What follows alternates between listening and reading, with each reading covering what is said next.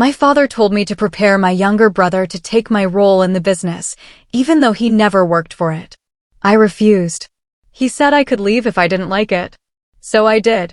And within days, everything he thought was secure started falling apart without me. Hi, Reddit. This is a throwaway for obvious reasons. My name is Elena, 32 female, and until recently I served as the chief operating officer of my family's logistics company, a position I held for 7 long years. Or maybe I should say I used to hold it. Because last week, I walked out, and now the whole business is falling apart faster than anyone expected. But before I explain how everything collapsed, let me go back to where it started. My dad, 65 male, built the company in the early 90s with nothing but a single truck, a pager, and a determination that could probably have powered a small city. Over the next 3 decades, he transformed that tiny operation into a respectable regional network known for warehouse management, fleet coordination, and reliable B2B partnerships across 3 different states. After finishing grad school, I joined the company and started from the bottom.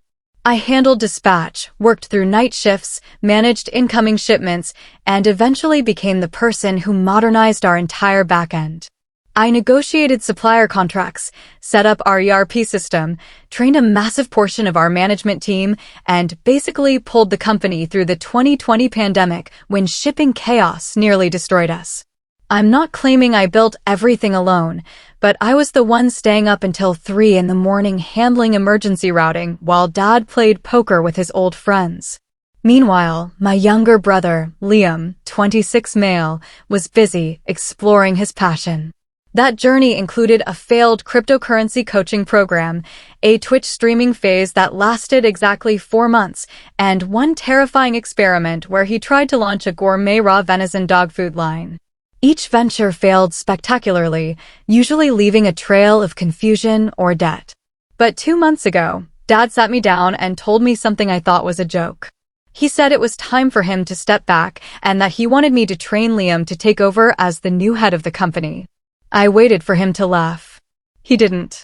I asked Dad what exactly Liam was supposed to take over, considering he had never handled payroll, never written a contract, and once asked me what inventory shrinkage meant.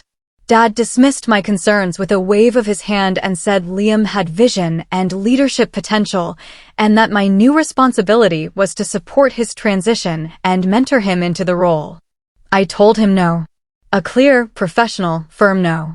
I was not about to hand over everything I had built just because Liam shared Dad's last name and his inflated ego. If Liam wanted leadership, he could start the same way I did, shadowing dispatch, handling night shifts, and actually building trust with the people who kept our operation alive. Dad didn't appreciate my honesty. He told me plainly, if you don't like it, you can walk. So I did exactly that. I finalized my reports, organized client files into the shared drive, and submitted my formal resignation without drama or anger. My final day was a Thursday.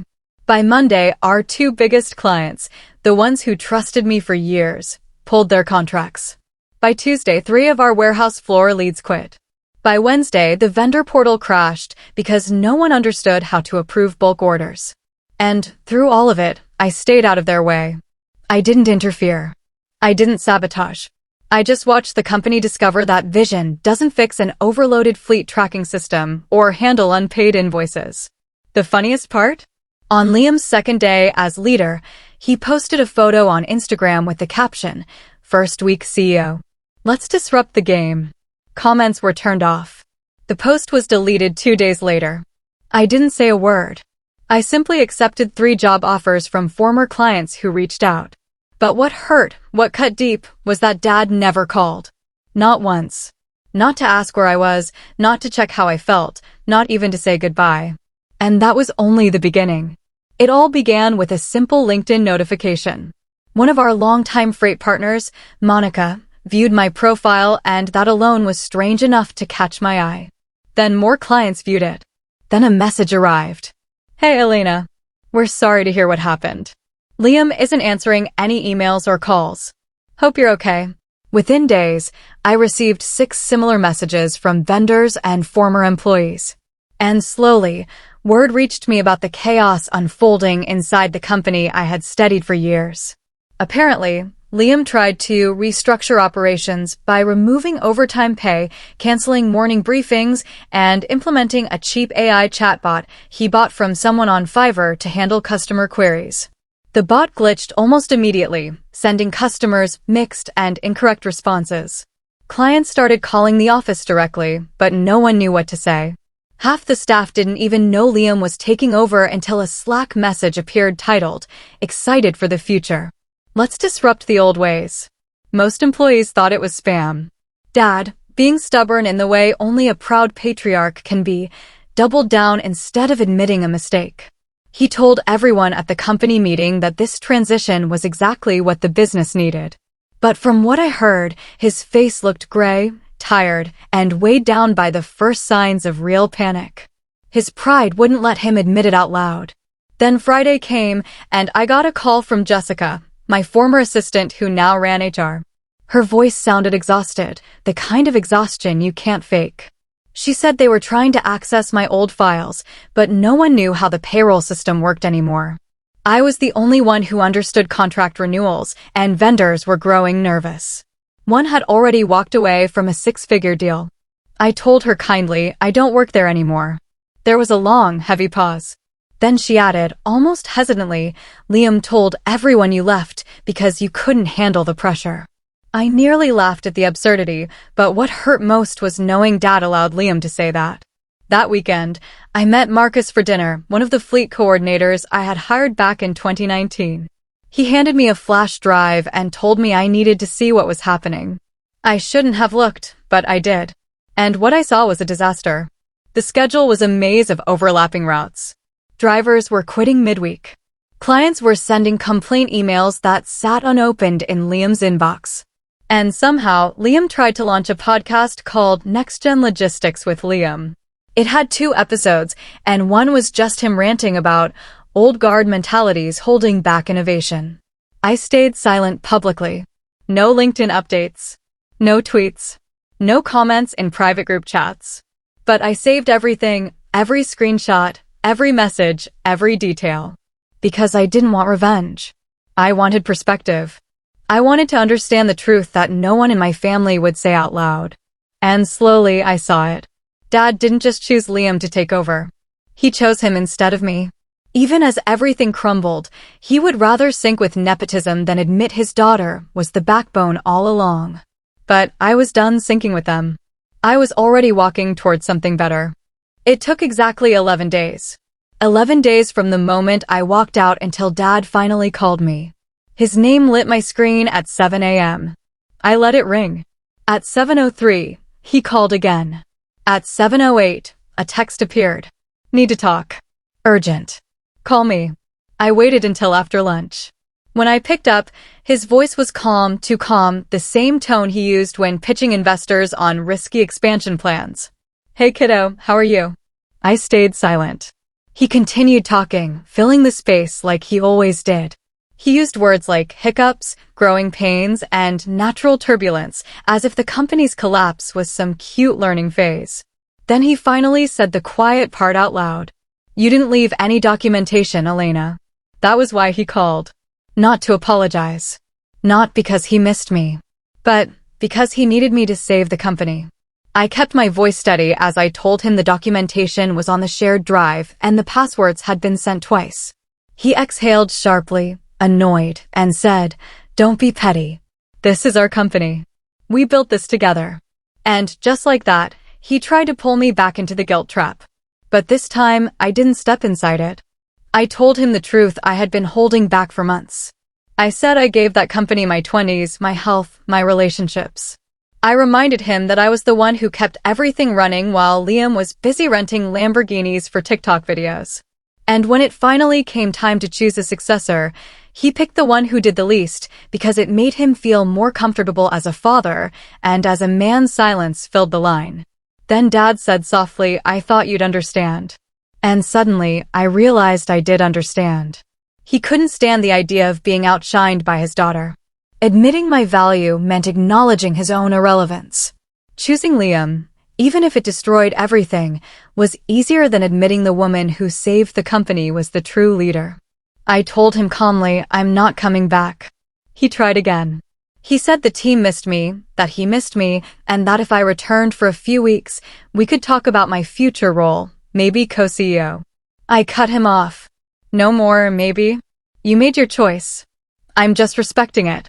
That evening, Liam sent a group text to the entire leadership team and accidentally to several clients as well, saying I was no longer affiliated with the company and shouldn't be contacted for internal issues. A client named Doug replied with just 4 words, then we're moving out. By morning, screenshots flooded the internet, Slack leaks, whisper posts, anonymous Reddit threads. People were talking. But I was already in 2 interviews with a rising logistics startup that wanted to hire whoever had carried Monarch through the pandemic. They didn't care about my last name. They only cared what I built. By week 4, the whispers about Monarch were no longer whispers. They became headlines spreading across industry feeds. Articles called it a case study in nepotism, a leadership collapse, and a preventable downfall. I didn't say a word publicly. I didn't need to. The truth was speaking loudly enough without me. Vendors talked. Former employees talked. Clients talked. The industry noticed when a mid-size freight firm started missing deliveries, losing contracts, and forgetting to renew insurance on a third of its fleet during a winter storm. Then Liam tried damage control, holding a press conference on Zoom with a fake bookshelf background and a prepared statement about decentralized visionary logistics for Gen Z scalability. The comments under that video were brutal. One client wrote, "My pallets have been sitting in Ohio for 9 days." Another said, "He talks like a robot and delivers like a ghost." Monarch was crumbling and the world could see the cracks. Meanwhile, I finally made a choice I should have made years ago. I filed new business paperwork. I reached out to 5 of my old clients, the ones who had known me when we only had 5 trucks and a leaky warehouse. I told them I was consulting independently. Within 48 hours, all 5 signed with me. One even pulled their annual contract from Monarch mid-cycle, saying, "Liam called me, dude," in an email. I'm out. The following Monday, Monarch's back-end systems, the ones I had built, coded, and maintained myself, started glitching. Not because I sabotaged anything, but because no one left there understood them. That afternoon, Jessica messaged me again with a simple, terrifying sentence, "Payroll failed." They're panicking. And then the call came from Dad. This time, he sounded different. Not confident. Not calm. Not proud. Just small. Like a man whose choices finally became too heavy to carry. He said Liam was stepping down. He said they made a mistake. He said he should have listened to me. And for the first time in my life, I heard genuine fear in his voice. Then he said the words I knew were coming, but still didn't expect to feel so hollow. "We need you. Please come back. We'll make you president. CEO. Whatever you want." But I was no longer that girl who stayed late every night trying to prove I belonged in a company that had built its future on a son who never showed up. I told him calmly, I already have a company. He didn't understand at first. So I said it again. I've already incorporated. I'm not coming back to fix what you broke. I'm building something better. The silence that followed was long and heavy, the kind that only comes when someone finally faces a truth they spent years avoiding. Then he whispered, "You're really not coming back?" And I replied, "No, Dad. And this time, you're the one who has to watch it burn." Within days, Liam deactivated his social profiles. Monarch quietly removed Family Run from its bio. By week's end, they were dropped from 3 preferred vendor networks. Their BBB rating fell to a C-. 2 of the senior managers I had personally trained reached out and joined my new firm. And for the first time in years, I slept 8 full hours without checking dispatch notifications at 3 a.m. 6 months later. I stood in a glass-walled conference room overlooking the downtown skyline as the first truck bearing my new company logo, Harbor Logistics, pulled out from our newly leased distribution hub. We had grown fast, but intentionally. The 5 clients became 12. I rehired the warehouse manager that Liam fired in week 2. I gave equity to my senior team. Every Monday, I hosted a meeting called Mistakes We Actually Learn From. We laughed. We learned. We built something real. Meanwhile, Monarch Freight rebranded as Monarch Integrated, but the name couldn't hide the collapse. They had gone from 78 employees to 24 in 6 months. The website still listed family values, but Liam's name was gone entirely. Rumor said he moved to Austin to pursue a logistics-adjacent AI startup. Dad tried reaching out once more, sending a polite email requesting a sit-down for the sake of healing. I didn't reply, because the truth was clear. He hadn't just picked Liam over me. He picked ego over evidence, tradition over competence, appearance over ability. So I built my own legacy instead. And I kept that flash drive Marcus gave me, the one filled with the old files, the old chaos, the old hierarchy that expected me to be grateful just for being allowed to lead in the shadows. It now sits in my desk drawer with a sticky note that says, "What happens when you replace competence with convenience?" This week, a local leadership magazine published a feature on women changing the logistics landscape. They quoted me saying, "Leadership isn't inherited. It's earned every day through work no one sees." I didn't mention Monarch. I didn't need to. The story had already written itself. And whenever someone asks how I stayed so calm through everything, I just smile and say, I didn't burn any bridges. I just stepped back and watched them collapse under their own weight. And honestly, that's enough. Thanks for listening.